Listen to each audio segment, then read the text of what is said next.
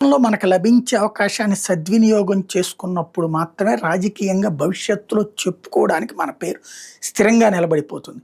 హైదరాబాద్ నేను డెవలప్ చేశానని చెప్పి ఇప్పుడు ప్రతి ఒక్కళ్ళు చెప్పుకుంటే ప్రయోజనమే ఉంది. చంద్రబాబు నాయుడు నేనే అంటారు, కేసీఆర్ నేనే అంటాడు, రాజశేఖర రెడ్డి చేశాడని వాళ్ళ మనుషులు చెప్తారు. అదే సందర్భంలో రేవంత్ రెడ్డి ఇప్పుడు నేనే చేశానంటాడు.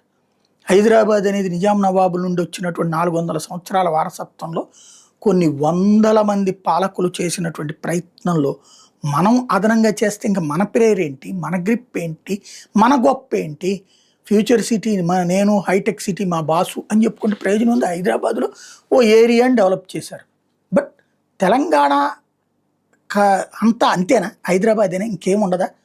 వరంగల్ని డెవలప్ చేసుకోరా, ఖమ్మంని డెవలప్ చేసుకోరా, కరీంనగర్ని డెవలప్ చేసుకోరా? ఎందుకని అట్లాగా నష్టపోతున్నారు? ఎందుకని అట్లా వదిలేస్తున్నారు? లేబర్ ఉన్నారు మన దగ్గర. ఆ లేబర్కి మ్యానుఫ్యాక్చరింగ్ సెక్టార్లు ఏర్పాటు చేయించాల్సిన అవసరం లేదా? ఎంతసేపటికి హైదరాబాద్లో తిరుగుతుంటే నాకు అంత సంతోషంగా ఉంది అనుకుంటే ప్రయోజనం ఏంటి? తమిళనాడులో దాదాపుగా చెన్నై కాకుండా 3 నగరాలు సక్సెస్ఫుల్ నగరాలుగా ఉన్నాయి. అత్యధిక జీడిపి తెచ్చిపెట్టేటటువంటి నగరాలుగా ఉన్నాయి జిఎస్డిపిని.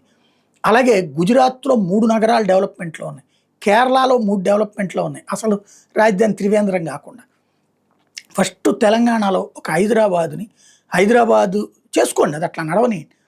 మనం ముద్రేసుకోవాల్సింది మ్యానుఫ్యాక్చరింగ్ సెక్టార్తో చేసుకురావాల్సినటువంటిది ఒక ఖమ్మము, కరీంనగరు, మహబూబ్ నగరు, ఇట్లాగా ఒక 2 నగరాలు డెవలప్ చేయాలన్న సంకల్పం. హైదరాబాద్ తరహాలో మరొక నగరాన్ని, ఆంధ్రప్రదేశ్లో మాకు విశాఖపట్నం ఉంది, ప్లస్ అమరావతి చేసుకుంటున్నాం, అక్కడ ఆలోచించుకోవాల్సి ఉంది.